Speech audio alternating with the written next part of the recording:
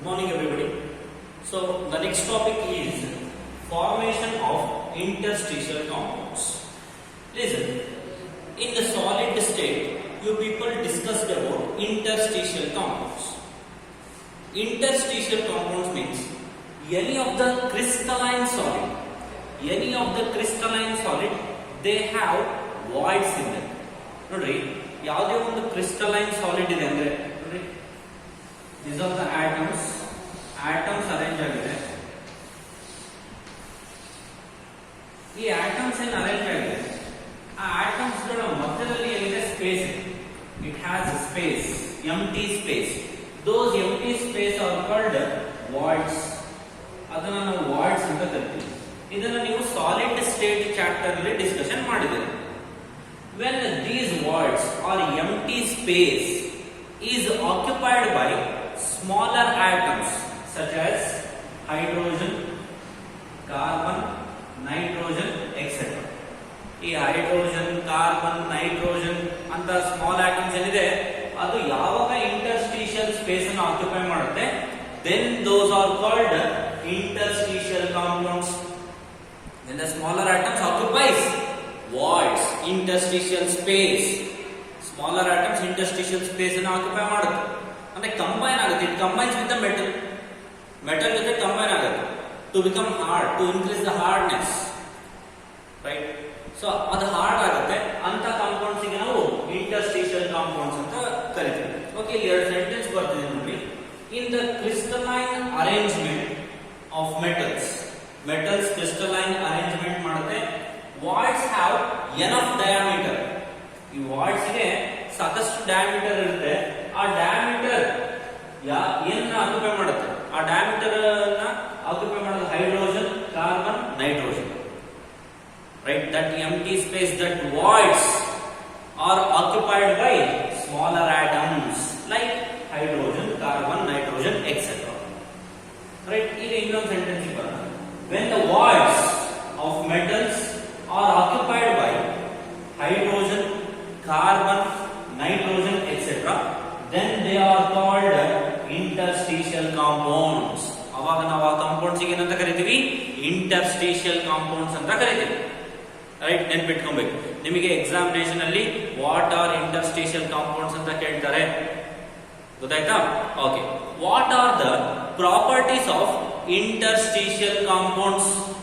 Interstitial compounds ಅನ್ನ properties ಏನೇನು ಅಂತ ತಿಳ್ಕೊಳ್ಳೋಣ. Okay, properties of interstitial compounds. First property is their melting point is more than pure metals. ಅದರ melting point ಏನಿದೆ ಅದು ಪ್ಯೂರ್ ಮೆಟಲ್ಸ್ ಗಿಂತನೂ ಜಾಸ್ತಿ ಇದೆ.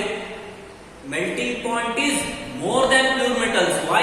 Y they are more than pure metals? That is because interstitial space or voids is occupied by atoms.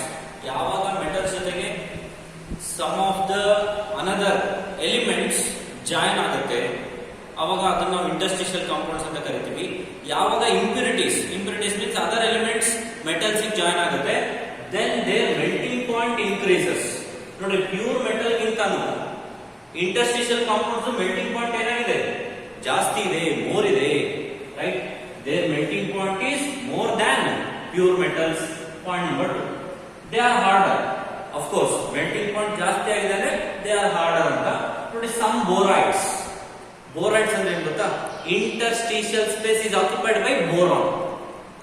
ಯಾವಾಗ metal, crystalline metal ಇನ interstitial space boron occupy ಮಾಡುತ್ತೆ, then they are called borides.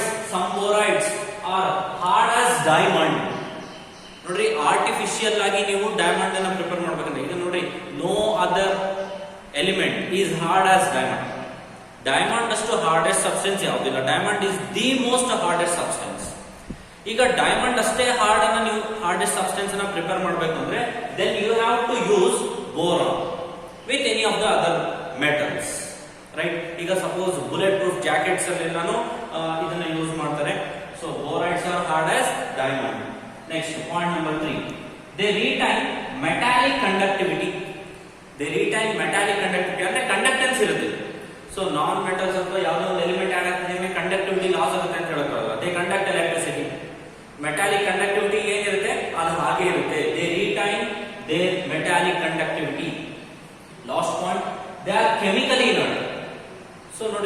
chemically inert.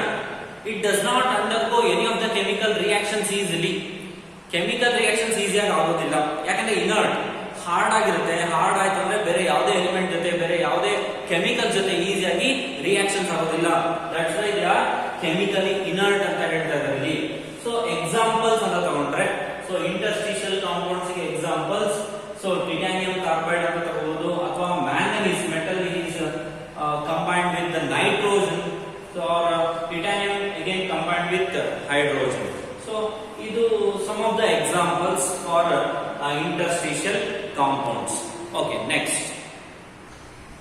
next alloys. So what are alloys? Alloys are homogeneous mixture of two or more metals, or sometimes we use non-metals like carbon are called alloys. Alloys are homogeneous mixture. You all know that already. You high school nalli ella study ಮಾಡಿರ್ತೀರಾ, right? Homogeneous mixture ಅಂದ್ರೆ so separate layers formation ಮಾಡಬಾರ್ದು, ಅದು ಒಂದೇ metal ಅನ್ನೋದ ರೀತಿ ಕಾಣಬೇಕು. ಅದಕ್ಕೆ ನಾವು homogeneous mixture ಅಂತ ಕರಿತೀವಿ. Homogeneous mixture of two or more metals, ಎರಡು ಮತ್ತು ಎರಡಕ್ಕಿಂತ ಜಾಸ್ತಿ 3-4 ಮೆಟಲ್ಸ್ ನ ಹಾಕಿ two or more metals, or sometimes non metals like carbon. ನೋಡ್ರಿ, ಈಗ ನೀವು ಸ್ಟೇನ್ಲೆಸ್ ಸ್ಟೀಲ್ ನ ಪ್ರಿಪೇರ್ ಮಾಡ್ಬೇಕಂದ್ರೆ ಯು ನೀಡ್ ಕಾರ್ಬನ್. ನಿಮಗೆ ಕಾರ್ಬನ್ ಬೇಕು. ನಿಮ್ಮ ವಾಚ್ ಹಿಂದ್ಗಡೆ ತೆಗೆದು ನೋಡ್ಕೊಳ್ರಿ, ಅಲ್ಲಿ ಸ್ಟೇನ್ಲೆಸ್ ಸ್ಟೀಲ್ ಅಂತ ಬರ್ದಿರ್ತಾರೆ. ಯಾವುದು which does not undergoes rusting, so ಅಲ್ಲಿ ಕಾರ್ಬನ್ ಯೂಸ್ ಮಾಡಿರ್ತಾರೆ. So we use carbon sometimes, they are called alloys. ಅದನ್ನ ನಾವು ಅಲಾಯ್ಸ್ ಅಂತ ಕರಿತೀವಿ. ಎಕ್ಸಾಂಪಲ್ ಅಂತಂದ್ರೆ ನಾನು 2 ಕಾಪರ್ ಅಲಾಯ್ಸ್ ಅನ್ನು ತಗೊಂಡಿದ್ದೀನಿ, which are very famous. Brass, copper and tin. Copper and zinc. Copper ಮತ್ತೆ ಜಿಂಕ್ ನ ಹಾಕಿದ್ರೆ ನಮಗೆ ಬ್ರಾಸ್ ಸಿಗ್ತದೆ. ಬ್ರಾಂಜ್ ಗೆ ಕಾಪರ್ ಮತ್ತು ಟಿನ್ ಅನ್ನು ಹಾಕಿದ್ವಿ, ಕಾಪರ್ ಮತ್ತು ಟಿನ್ ಅನ್ನು ಹಾಕಿದ್ರೆ ನಮಗೆ ಬ್ರಾಂಜ್ ಸಿಗುತ್ತೆ. ಇನ್ ಡೆಫಿನೆಟ್ ಪ್ರಪೋರ್ಷನ್. ಸುಮ್ಮನೆ ಎಷ್ಟು ಬೇಕೋ ಅಷ್ಟು ಹಾಕಕ್ಕಾಗೋದಿಲ್ಲ, ಒಂದು ಡೆಫಿನೆಟ್ ಪ್ರಪೋರ್ಷನ್ಸ್ ಅಲ್ಲಿ ನಾವು ಆಡ್ ಮಾಡ್ಬೇಕು, ಇನ್ ಡೆಫಿನೆಟ್ ರೇಷಿಯೋಸ್ ಅಲ್ಲಿ ಆಡ್ ಮಾಡಬೇಕು, right? Then only it can form alloys. So alloys ಯಾಕೆ ಫಾರ್ಮೇಶನ್ ಮಾಡ್ತೀವಿ? What is the reason for the formation of alloys? Reason to increase the strength of the metals.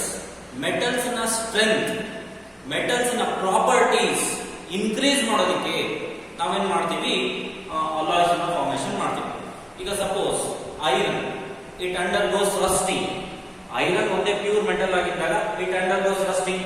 But ನಿಮ್ಮ utensils, ಮನೆಯಲ್ಲಿ ಏನು utensils use ಮಾಡ್ತೀರಾ, ಅಲ್ಲಿ ನೋಡ್ರಿ, iron is coated with zinc.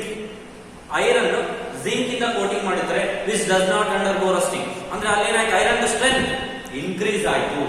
ಯಾವಾಗ iron strength increase ಆಗುತ್ತೆ, ನಾವು ಅದನ್ನ ಬಹಳಷ್ಟು ಡಿಫರೆಂಟ್ ಪರ್ಪಸ್ ಗೆ ನಾವು ಯೂಸ್ ಮಾಡಬಹುದು. For that purpose V use alloys, we form alloys. Okay, thank you. Next, very important part of this chapter, that is some important compounds of potassium. Nodri, idu tumba important part examination point of view nalli. Potassium du important compounds ಎರಡಿದೆ. potassium du important compounds ಈ chapter ನಲ್ಲಿ ನೀವು study ಮಾಡೋದು. ಒಂದು potassium dichromate. ಒಂದು ಯಾವುದು? potassium dichromate. Formula K2Cr2O7. K2Cr2O7. Remember, potassium dichromate K2Cr2O7 ಒಂದು. ಎರಡನೇದು potassium permanganate. potassium permanganate KMnO4. Remember. So ಇದು very important for the purpose of examination.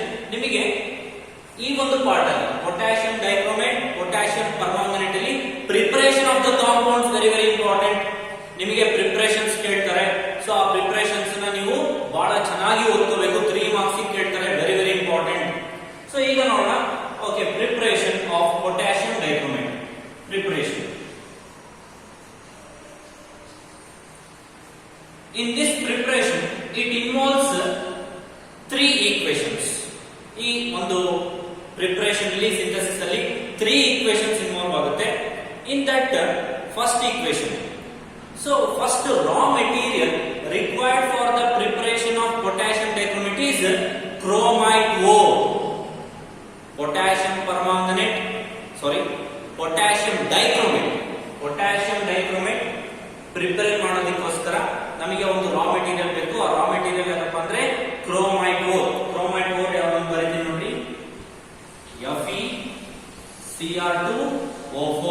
This is your chromite ore.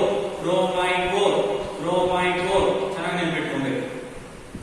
Chromite ore is treated with sodium carbonate Na2CO3. Na2CO3 ಜೊತೆಗೆ treat ಮಾಡ್ತೀವಿ plus O2 oxygen to form ನೋಡ್ರಿ, chromite ore is treated with Na2CO3 in the presence of O2 to form Na2CrO4. Na2CrO4, sodium chromate plus Fe2O3 plus CO2. So this is first equation. Listen, I already told you, each and every equation must be balanced. ಪ್ರತಿಯೊಂದು equation ಏನಾಗಿರ್ಬೇಕು, balancing ಆಗಿರ್ಬೇಕು. Balancing ಆಗಿಲ್ಲ ಅಂದ್ರೆ ನಿಮಗೆ ಯಾವುದೇ ರೀತಿ marks ಗಳು ಸಿಗೋದಿಲ್ಲ. That's why it is very important to balance the equation. ನೋಡಿ, ಸಿಂಥಸಿಸ್ ಅಂತ ಬರೋದೈತಾ, ಸಿಂಥಸಿಸ್ ಅಲ್ಲಿ ನೀವು ಅಲ್ಲಿ ಬ್ಯಾಲೆನ್ಸ್ ಮಾಡ್ಕೊಂಡು ಕುತ್ಕೊಳ್ಳೋ ನೆಸೆಸಿಟಿ ಇಲ್ಲ. No need to balance there during examination. It is simply waste of time. ನೀವೇನ್ ಮಾಡಬೇಕು, ಪೊಟ್ಯಾಷಿಯಂ ಡೈಕ್ರೋಮೇಟ್ 487 ಅಂತ ನೆನ್ಪಿಟ್ಕೊಂಡು, ಏನಂತ ನೆನ್ಪಿಟ್ಕೊಂತೀರಾ, 487. ನೋಡಿ, 487 ಅಂತ ಹೇಳ್ತೀನಿ, 487. ಈ ತರ just memorise it, just ಮಗಪ್ it, right? ಅದನ್ನ ಮಗಪ್ ಮಾಡ್ಕೊಂಡ್ಬಿಟ್ರಿ, ಮೆಮೊರೈಸ್ ಮಾಡ್ಕೊಂಡ್ಬಿಟ್ರಿ. ಯಾಕಂದ್ರೆ ಅಲ್ಲಿ ನೀವು ಆಟಮ್ಸ್ ಅನ್ನ left hand side right hand side balance ಮಾಡಿದ್ರೆ it takes more time. That's why you have to practise it. 487 ಅಂತ ಪ್ರಾಕ್ಟೀಸ್ ಮಾಡ್ರಿ. ಈಗ ಐರನ್ ಎಷ್ಟಿದೆಯಪ್ಪ, 4 ಇದೆ. ಇಲ್ಲಿ ಎಷ್ಟಿದೆ ಐರನ್, 2 ಇದೆ. ಸೊ ಇಲ್ಲಿ 2 ಹಾಕ್ಬಿಡ್ತೀನಿ ನಾನು. ಎಷ್ಟಾಯ್ತು, 4. Iron 4 balance. ನೆಕ್ಸ್ಟ್ ಬರ್ತೀನಿ ಸೋಡಿಯಂ. ಸೋಡಿಯಂ ಎಷ್ಟಿದೆ, ಇಲ್ಲಿ 16 ಇದೆ. 8 2s 16. ಸೊ ಇಲ್ಲಿ 2 ಇದೆ, 8 ಹಾಕ್ತೀನಿ ನಾನು. ಎಷ್ಟಾಯ್ತು, ಸೋಡಿಯಂ 16 ಆಯ್ತು. ನೆಕ್ಸ್ಟ್ ಕಾರ್ಬನ್ ಎಷ್ಟಿದೆ, 8 ಇದೆ. ಇಲ್ಲಿ ಕಾರ್ಬನ್ ಗೆ ನಾನು 8 ಹಾಕ್ಬಿಡ್ತೀನಿ. ಈಗ ಜಸ್ಟ್ ಅಬ್ಸರ್ವ್, ಕ್ರೋಮಿಯಂ ಎಷ್ಟಿದೆ, 4 2s 8 ಇದೆ. ಇಲ್ಲಿ ಎಷ್ಟಿದೆ, ಕ್ರೋಮಿಯಂ 8. ಕ್ರೋಮಿಯಂ ಎಷ್ಟಿದೆ, 8. ಬ್ಯಾಲೆನ್ಸ್ಡ್. ನೋಡ್ರಿ, ಐರನ್ ಬ್ಯಾಲೆನ್ಸ್ ಆಯ್ತು, ಕ್ರೋಮಿಯಂ ಬ್ಯಾಲೆನ್ಸ್ ಆಯ್ತು, ಸೋಡಿಯಂ ಬ್ಯಾಲೆನ್ಸ್ ಆಯ್ತು, ಕಾರ್ಬನ್ ಬ್ಯಾಲೆನ್ಸ್ ಆಯ್ತು. ಇನ್ನು ನೋಡಿದ್ ಯಾವುದು, ಆಕ್ಸಿಜನ್.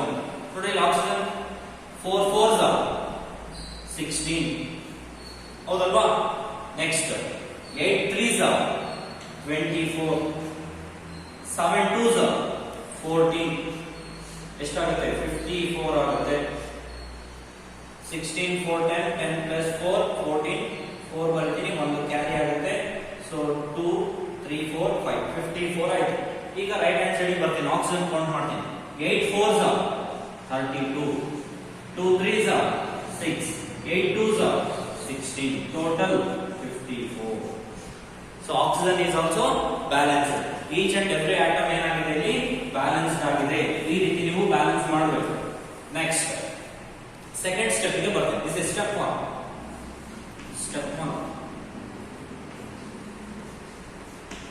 ಈಗ ಸ್ಟೆಪ್ 2 ಗೆ ಬರ್ತೀನಿ. ನಮಗೆ ಇಲ್ಲಿ ಫಸ್ಟ್ ಸ್ಟೆಪ್ ಅಲ್ಲಿ ಏನ್ ಸಿಕ್ಕಿದೆ, ಸೋಡಿಯಂ ಕ್ರೋಮೇಟ್ ಸಿಕ್ಕಿದೆ. ಸೋಡಿಯಂ ಕ್ರೋಮೇಟ್, ನಾವು sodium chromate Na2CrO4. It is treated with H2SO4, that is sulfuric acid, to form. Sulfuric acid ಜೊತೆ ಟ್ರೀಟ್ ಮಾಡ್ತೀವಿ. ನೋಡ್ರಿ, ಯಾವಾಗ ನಾವು ಕ್ರೋಮೇಟ್ ಓರ್ ಅನ್ನ ಆಸಿಡ್ಸ್ ಜೊತೆ ಟ್ರೀಟ್ ಮಾಡ್ತೀವಿ, it gets converted to dichromate. ಇಲ್ಲಿ ಸೋಡಿಯಂ ಕ್ರೋಮೇಟ್ ಇದೆ, ಸಲ್ಫ್ಯೂರಿಕ್ ಆಸಿಡ್ ಜೊತೆ ಟ್ರೀಟ್ ಮಾಡ್ತೀವಿ. ಈಗ Na2Cr2O7 plus Na2SO4 sodium sulphate plus H2O. Right? ಈಗ ನೋಡ್ರಿ, ಇಲ್ಲಿ ಬ್ಯಾಲೆನ್ಸ್ ಮಾಡಬೇಕು. ಇಲ್ಲಿ 2 ಹಾಕ್ಬಿಡ್ತೀನಿ ನಾನು, 2 ಅಂತ. Sodium 4, 2 plus 2 4. Chromium 2, sulphate plus balance. ಆಯ್ತಾ? ಪ್ರತಿಯೊಂದು ಕೂಡ ಇದೇನಾಗಿದೆ, ಬ್ಯಾಲೆನ್ಸ್ಡ್ ಆಗಿದೆ.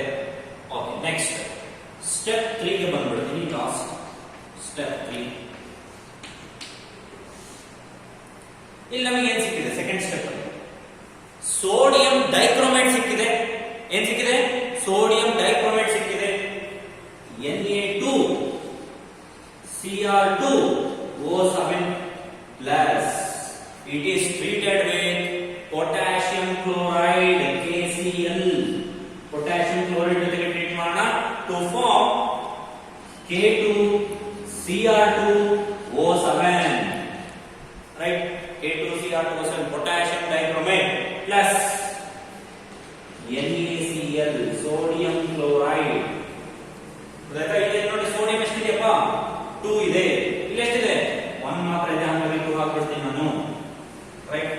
ಕ್ರೋಮಿಯಂ ಎಷ್ಟಿದೆ? 2 ಇದೆ. ಕ್ರೋಮಿಯಂ ಎಷ್ಟಿದೆ? 2 ಇದೆ. ಆಕ್ಸಿಜನ್ 7 ಇದೆ. ಆಕ್ಸಿಜನ್ 7 ಇದೆ. ಬ್ಯಾಲೆನ್ಸ್. ಪೊಟ್ಯಾಷಿಯಂ 1 ಇದೆ. ಇಲ್ಲಿ ಪೊಟ್ಯಾಷಿಯಂ 2 ಇದೆ. ಇಲ್ಲಿ 2 ಹಾಕ್ಬಿಡ್ತೀನಿ. 2 ಕ್ಲೋರಿನ್ ಇದೆ. ಕ್ಲೋರಿನ್ 2 ಇದೆ. Everything is balanced. This is how you have to prepare potassium dichromate, potassium dichromate, potassium dichromate by using chromite ore, chromite ore, chromite ore. Chromite ore is treated with sodium carbonate in the presence of oxygen to form sodium chromate. Name ಬರ್ಬಿಡ್ತೀನಿ, sodium chromate.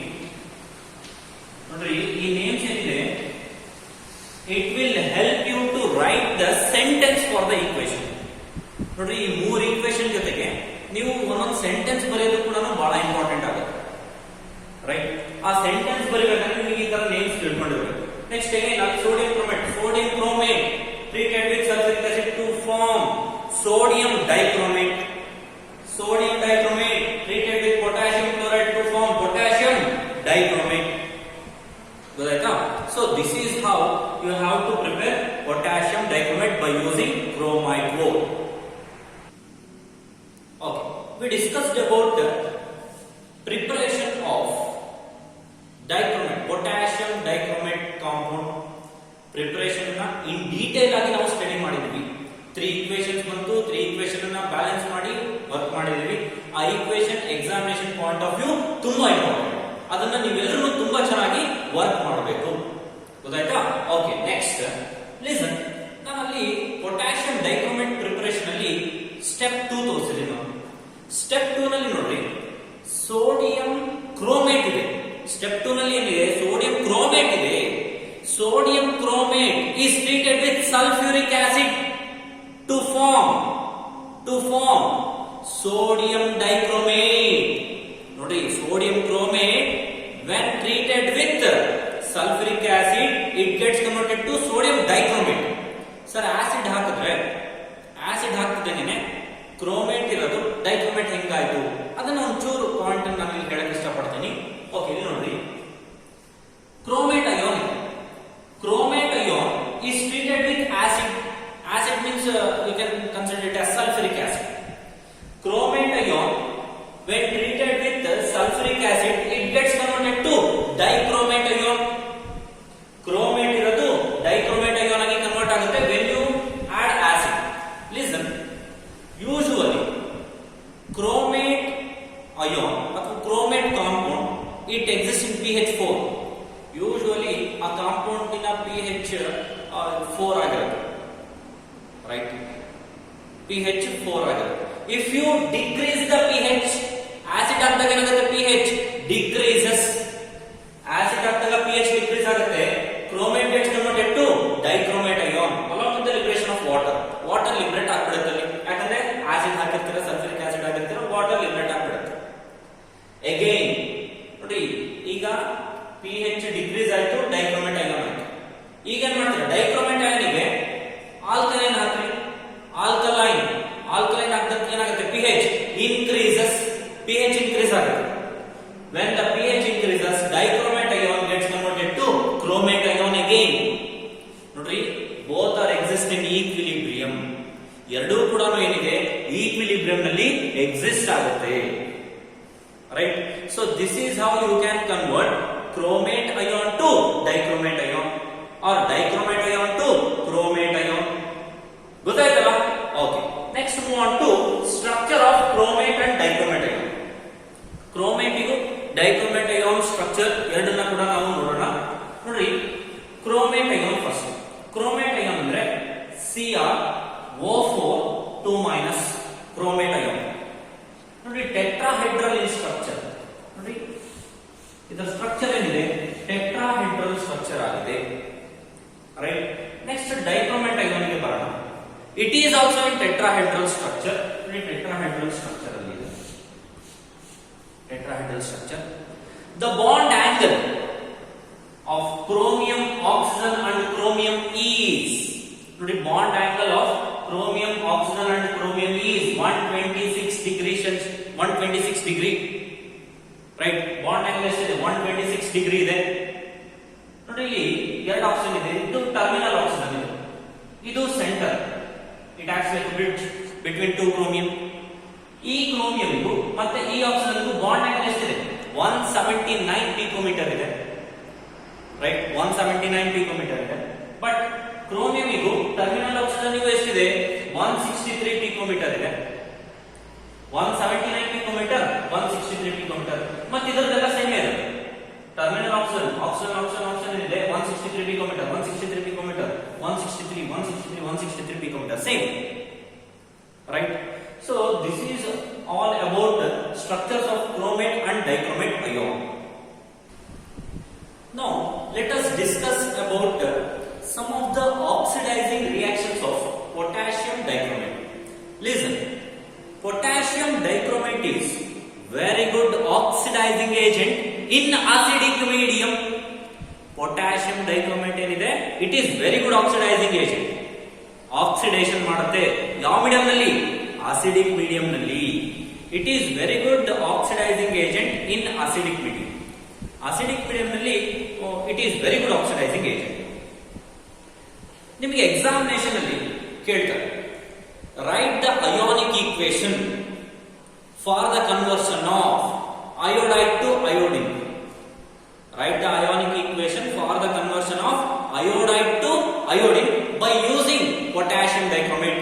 ಈ ತರ ಕೇಳ್ತಾರೆ questions ಈ ತರ ಬರುತ್ತೆ. ನೋಡೋಣ, ಒಂದು equation ತೋರಿಸ್ತೀನಿ ನಾನು ಫಸ್ಟಿಗೆ. How dichromate ion oxidises, how it oxidise the reaction ಅನ್ನೋದನ್ನು ನೋಡೋಣ. ನೋಡಿ, ನಮ್ಮ ಹತ್ರ ಡೈಕ್ರೋಮೇಟ್ ಅಯಾನ್ ಇದೆ. Cr2O7 2-. This is dichromate ion. In acidic medium ಅಂದ್ರೆ H+, ಅಂದ್ರೆ ಆಸಿಡ್. ಅಸಿಡಿಕ್ ಮೀಡಿಯಂ ನಲ್ಲಿ ತಗೊಂಡಿದ್ದೀವಿ. Plus 6 electrons. ಲಿಸನ್, ಕ್ರೋಮಿಯಂ ಇದೆ ಅಲ್ಲ, ಕ್ರೋಮಿಯಂ ಇಲ್ಲಿ ಆಕ್ಸಿಡೇಷನ್ ನಂಬರ್ ಎಷ್ಟಿದೆ ಇದ್ರದ್ದು? ಕ್ರೋಮಿಯಂದು +6 ಇದೆ. ಎಷ್ಟಿದೆ? +6. ಇಲ್ಲಿ ನೋಡ್ರಿ, 6 ಎಲೆಕ್ಟ್ರಾನ್ಸ್ ಗೇನ್ ಮಾಡ್ತಾ ಇದೆ. ಎಷ್ಟು ಎಲೆಕ್ಟ್ರಾನ್ಸ್ ಗೇನ್ ಮಾಡ್ತಾ ಇದೆ? 6 ಎಲೆಕ್ಟ್ರಾನ್ಸ್. ನೋಡ್ರಿ, ಕ್ರೋಮಿಯಂಗೆ ಎರಡು ಸ್ಟೇಬಲ್ ಸ್ಟೇಟ್ಸ್ ಇದೆ. ಒಂದು +3, ಇನ್ನೊಂದು +6. +6 ಇದ್ದಾಗ ಎಲೆಕ್ಟ್ರಾನ್ಸ್ ಗೇನ್ ಮಾಡ್ತಿದೆ ಅಂದ್ರೆ ಅದು ನೆಕ್ಸ್ಟ್ ಸ್ಟೇಬಲ್ ಸ್ಟೇಟ್ ಗೆ ಹೋಗುತ್ತೆ. ಅದು ಯಾವ್ದಪ್ಪ ಅಂದ್ರೆ chromium 3+. It moves to chromium 3+ unit. Right. ಒಂದು +6 ಸ್ಟೇಬಲ್ ಸ್ಟೇಟ್ ಇದೆ, ಇನ್ನೊಂದು +3 ಇದೆ. 6 ಎಲೆಕ್ಟ್ರಾನ್ಸ್ ಇಲ್ಲಿ ಗೇನ್ ಮಾಡ್ತಿದೆ. 6 ಎಲೆಕ್ಟ್ರಾನ್ಸ್ ಗೇನ್ ಮಾಡಿದ್ರೆ ಕ್ರೋಮಿಯಂ ನ್ಯೂಟ್ರಲ್ ಆಗುತ್ತೆ ಅಂತ ಹೇಳಿದ್ರೆ ಇಲ್ಲಿ 2 ಕ್ರೋಮಿಯಮ್ಸ್ ಇದೆ. ನಾನು ಬ್ಯಾಲೆನ್ಸ್ ಮಾಡ್ತೀನಿ. 2 ಹಾಕ್ತೀನಿ ನಾನು.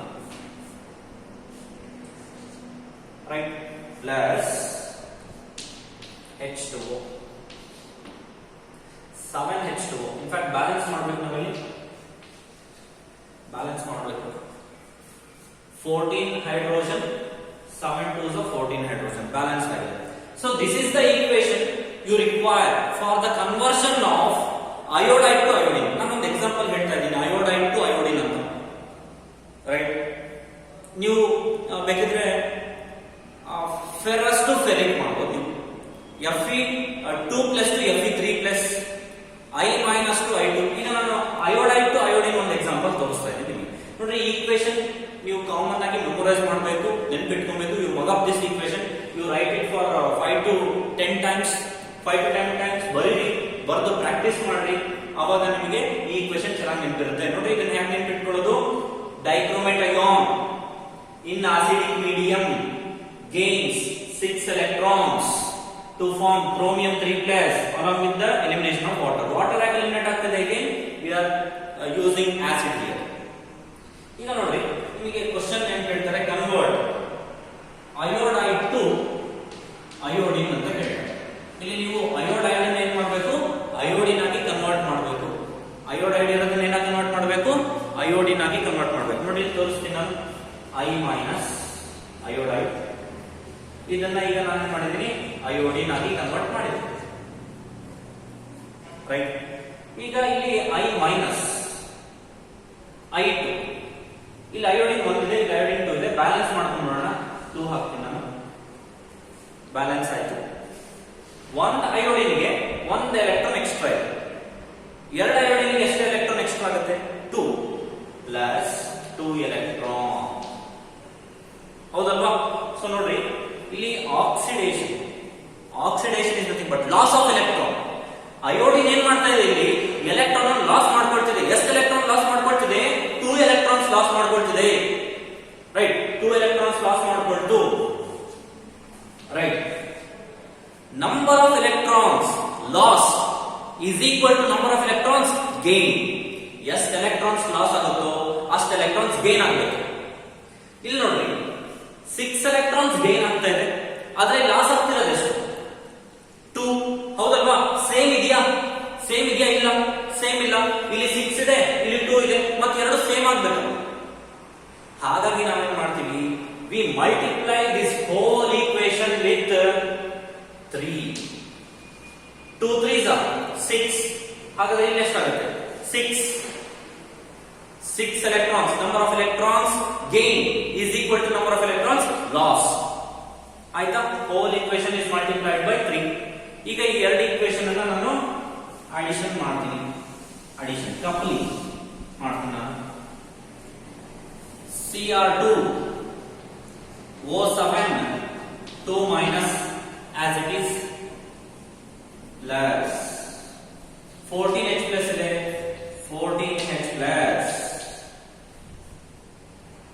ಪ್ಲಸ್ ನೋಡಿ ಇಲ್ಲಿ ಎಲೆಕ್ಟ್ರಾನ್ಸ್ ಬರೀಬಾರ್ದು. ಎಲೆಕ್ಟ್ರಾನ್ಸ್ ಏನಾಗುತ್ತೆ? ಅದು ಕ್ಯಾನ್ಸಲ್ ಆಗುತ್ತೆ. 6 electrons. ಇಲ್ಲಿ ಉಳಿದಿದ್ದೇನಿಲ್ಲಿ? I- 2I- ಇದೆಯಾ? ಹೋಲ್ ಈಕ್ವೇಶನ್ ಮಲ್ಟಿಪ್ಲೈಡ್ ಬೈ 3 ಅಂತ ನಾನು ಹಾಕಿದ್ದೀನಿ. ಹೋಲ್ ಈಕ್ವೇಶನ್ ಮಲ್ಟಿಪ್ಲೈಡ್ ಬೈ 3 ಅಂದ್ರೆ 2 3s are 6. ಹಾಗಾದ್ರೆ 6I- ಹೌದಲ್ವಾ? 6I- gives rise to ಈಗ 2Cr3 plus plus 3 into I2 3I2 plus 7H2O. ನೋಡಿ ಈಕ್ವೇಶನ್ ಅಬ್ಸರ್ವ್ ಮಾಡಿದ್ರು, ಎಲ್ಲರೂ ಅಬ್ಸರ್ವ್ ಮಾಡಬೇಕು. Cr2O7 2- in the presence of acid 14H+ plus 6I-. ಇಲ್ಲಿ dichromate ion ಇದೆಯಲ್ಲ, ಯಾವುದರಿಂದ ಎಲೆಕ್ಟ್ರಾನ್ ಗೇನ್ ಮಾಡ್ತಾ ಇದೆ? ಅಯೋಡಿನ್ ಇಂದ ಎಲೆಕ್ಟ್ರಾನ್ ಗೇನ್ ಮಾಡ್ತಾ ಇದೆ. ಎಷ್ಟು ಎಲೆಕ್ಟ್ರಾನ್ ಗೇನ್ ಮಾಡ್ತಾ ಇದೆ? 6 electrons ಗೇನ್ ಮಾಡ್ತಾ ಇದೆ. ನೆಕ್ಸ್ಟ್ ಡೈಕ್ರೋಮೇಟ್ ಅಯಾನ್ Cr2O7 2- ಇಲ್ಲಿ ಪ್ಲಸ್ 6 ಆಕ್ಸಿಡೇಷನ್ ಅಂದ್ರೆ ಇಲ್ಲೇನಾಯ್ತು? ಪ್ಲಸ್ 3 ಆಯ್ತು. ಕ್ರೋಮಿಯಂ 2 ಇದೆ, ಬ್ಯಾಲೆನ್ಸ್ಡ್ ಆಗಿದೆ. ನೆಕ್ಸ್ಟ್ 6 ಅಯೋಡಿನ್ ಇದೆ, 3 2s are 6 iodine. Right. Iodide ಇರೋದು ಏನಾಗಿ ಕನ್ವರ್ಟ್ ಆಗಿದೆ? ಅಯೋಡಿನ್ ಆಗಿ ಕನ್ವರ್ಟ್ ಆಗಿದೆ. Iodide to iodine along with the elimination of water. 7H2 eliminates water. This is how you have to write the ionic equation. ನಾನು question ಹೇಗೆ ಬರುತ್ತೆ ಅಂತ ಹೇಳಿದ್ದೀನಿ. Write the ionic equation. You note down this question. Write the ionic equation for the conversion of iodide to iodine by using dichromate ion. ಅರ್ಥ ಆಯ್ತಾ? Any doubt? Okay, next. Okay. Another example for oxidizing reactions of potassium dichromate. So now one example ನೋಡಿದ್ವಿ, that is conversion of iodide to iodine. Iodide to iodine ನೋಡಿದ್ವಿ.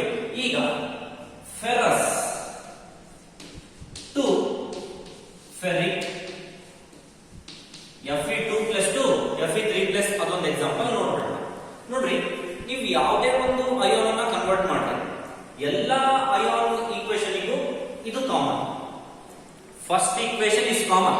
ನೋಡ್ರಿ, Cr2O72 minus plus 14H plus 6 electron 2Cr3 plus 7H2O. It is common for all the ionic equations.